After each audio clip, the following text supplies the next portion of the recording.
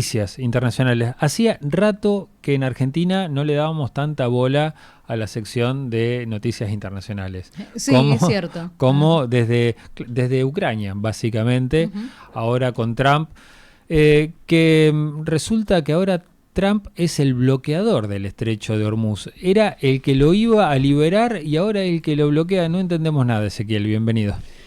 Gracias, Juan. Buen día. Ile, bienvenida de vuelta. Buen día, hola, gracias. Por fin una mujer en esta sala. Siempre reclamaba el cupo femenino. Bueno. No sé si lo escuchabas, pero sí. si no, anda al archivo. Siempre reclamaba el cupo femenino. Toby, buen día. Sí. Mirá, Juan, un poco de humor de viernes. Sí. Esta cuestión que vos decís, ¿no? Es como medio extraña, pero vos decís, bueno, primero se bloquea el estrecho. Después viene Trump anunciando que lo va a bloquear para que China lo desbloquee. Es un jubilado entrando al home banking. Sí, ¿no? Sí. Esto es una cosa, si no fuese terrible, sí, sería muy, muy gracioso, ¿no? De ver hasta dónde la improvisación en materia de política internacional y sobre todo cuando se trata de un conflicto armado latente y vigente como este, lleva a cuestiones que son difíciles de seguir para el análisis tradicional y también difíciles de interpretar en función de qué pasa por la cabeza de un tipo como Donald Trump, ¿no? Con la peligrosidad que tiene para toda la humanidad, no solamente para Medio Oriente. Donald Trump dijo, yo voy a bloquear y voy a empezar a revisar a todos los buques que pasen a ver si le pagaron peaje o no le pagaron peaje a Irán. Y abrió otra fuente de conflicto. Eso por un lado. Por el otro, la noticia de último momento es ayer creo que Donald Trump anunció un proceso por lo menos un inicio de proceso de paz entre Israel y el Líbano. A la noticia la tira él. Eso también es raro. Hay un proceso de paz entre dos países y a la noticia la tira Trump, como si fuese el embajador, en este caso de Israel. También ahí es confuso eso. Sí, es confuso. Con respecto a la primera parte, acá hay que decir algo que también va todo por fuera del derecho internacional y de las normas otrora guerra tradicionales, ¿no? El canal de Panamá es un canal artificial. Sí. Entonces, obviamente, independientemente si era Francia, si es Estados Unidos, si son empresas chinas, se arancela porque es un proceso que, lógicamente, está realizado por el hombre y está habilitado por el derecho internacional para que se concesione. ¿Por qué decimos esto? Porque perdón, y eso implica que hay mucha gente laburando, hay un mantenimiento, totalmente, es todo un dispositivo para totalmente, que el canal funcione. Totalmente, es el segundo lugar más grande del mundo por donde pasa mercadería, ¿no? Ahora, el estrecho de Hormuz, en función de las reglas y de las normativas de navegación del derecho internacional, debiera ser un espacio de libre navegación. Sí. Bueno, a raíz de todo esto, Irán lo arancelan. Acá nosotros dijimos la otra vez que, ojo, porque esto puede ser un puntapié para que en algún momento se encuentre el negocio acá y se sienten a hablar desde otro lugar respecto de, bueno, ya que vamos a estar arancelando el paso del estrecho, veamos quién se ocupa de eso y de qué manera. Pero ¿por qué este punto primero? Porque acá hay que decir que dejaron, hasta el año 24, transitaban por el mundo 103 millones de barriles de petróleo por día. 26 millones de esos barriles por día dejaron de transitar por el mundo a partir de febrero de este año con la guerra. Independientemente de los que pasen con otras banderas, con destino de China y de India, como ya sabemos. ¿Por qué decimos esto? Porque esto también implica, según informes del Banco Mundial y del propio Fondo Monetario Internacional, una recesión que ya bajó los índices de crecimiento para este año a 3.1 y subió la inflación a 4.4. Es decir, el mundo va a tener al final del 26, si esto se prolonga, una inflación más alta que el índice de crecimiento proyectado por las dos entidades más grandes que se dedican a esto, ¿no? El Banco Mundial y el Fondo Monetario.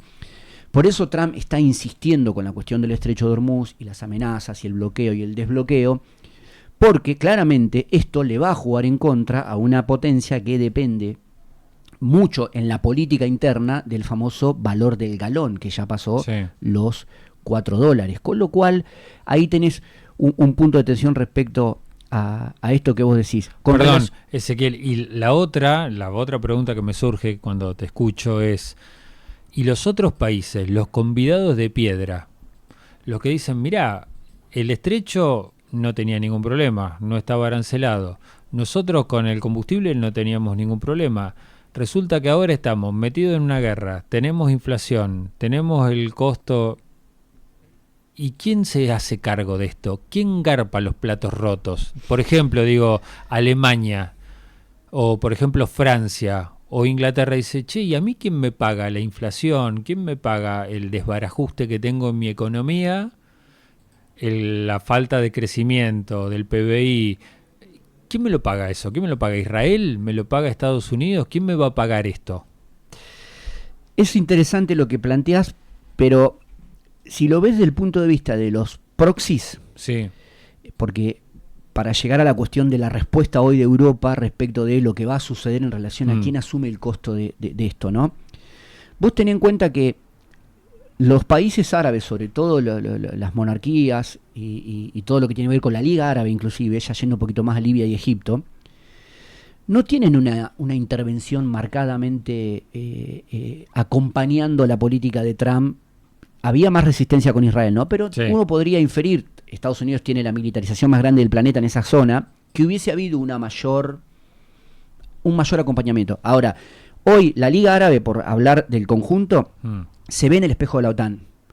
Y el espejo de la OTAN hoy es el abandono de Trump frente a Rusia. Entonces, esto que vos decís es central, ¿por qué, Juan? Porque hay un día después. Y la política es la continuidad de la guerra por otros medios. Y esta es la parte que más empantana hoy a Trump. No es el conflicto bélico, estrictamente hablando, al margen de que necesitaría 500.000 tipos para invadir por tierra a Irán. No es el conflicto bélico. Es la administración de la política, entendida como esa forma de llevar adelante la guerra por otros medios. Por eso los países árabes, incluso Arabia Saudita, están diciendo, che, como no hay garantías de seguridad de parte de Estados Unidos, a Israel nadie se las pide porque no confían, ahora vamos a lo del Líbano, pero como no hay garantías de seguridad, la garantía vigente es el status quo anterior, que era una paz, si querés, fina y muy endeble, pero era una paz. Era una paz. Era una paz que, entre otras cosas, no tenía el desbarajuste que tiene hoy en términos económicos, inflacionarios, financieros, de valorización de los activos de las empresas, humanitarios, migratorios, todo lo que vos te imagines que podía suceder en mayor o menor medida, hoy está cuantificado por esta acción arbitraria de Estados Unidos y de Israel. Y respecto rápidamente a la Europa, yo creo que también esto es una contraofensiva respecto a la doctrina de seguridad nacional que nosotros mencionamos acá y que le habilitaba a Estados Unidos la injerencia en la política doméstica del resto de los países. ¿Por qué? Porque en esta Trump se está peleando con todos para variar. Sí. Vos fíjate lo que pasó en Hungría, ¿no? Un bastión muy importante desde el punto de vista narrativo, ideológico, si querés, y de la expresión de las derechas, ¿no? Hungría es un país que no llega a 10 palos de personas y no tiene una relevancia trascendente en Europa, salvo que Orbán, después de 16 años de gobierno, había estrechado vínculos muy sólidos con Putin por un lado y con Trump por el otro. De hecho, vetaba cualquier cuestión vinculada con Ucrania cuando le convenía estar del lado de Rusia, cuando era el mejor alumno de las derechas, estaba del lado de Estados Unidos. Esa derrota, habría que, lo pongo en signos de pregunta, ¿es un desbarajuste en términos narrativa de la derecha a nivel internacional? Porque puede ser que esté atada a este declive de la hegemonía norteamericana y al precio que está pagando hoy Trump con respecto a las organizaciones de derecha. Hay un nacionalismo europeo, Francia, Italia. Digamos que Meloni y Orbán eran, Meloni, para los que no saben, la presidenta de Italia, la primera ministra de Italia, eran los enormes socios estratégicos, si querés, de Trump, no hace mucho. Meloni rompió ese esquema, hoy está más cerca de Gran Bretaña, de Alemania y de Francia, que están encabezando procesos también internos. Le Pen está subiendo, Jean-Marie Le Pen está subiendo en las encuestas con respecto al avance de movimientos neofascistas de ultraderecha que hay muy fuertes en Francia y en Alemania, que otro día hablaremos. Pero ese costo se mide no solamente en términos de los costos ordinarios, de si aumentan o no los hidrocarburos, o si la inflación se dispara en función del crecimiento, sino también de los movimientos ideológicos y políticos que va a dejar la guerra una vez que se calme la situación en Medio Oriente. Quedó lo del Líbano. Lo del Líbano. La cuestión acá...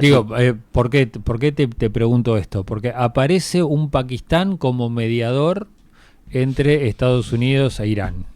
Nos desayunamos un día que eran los mediadores. Y ahora aparece como un vocero de Israel, que es Trump, anunciando un proceso de paz o de entendimiento entre Israel y el Líbano.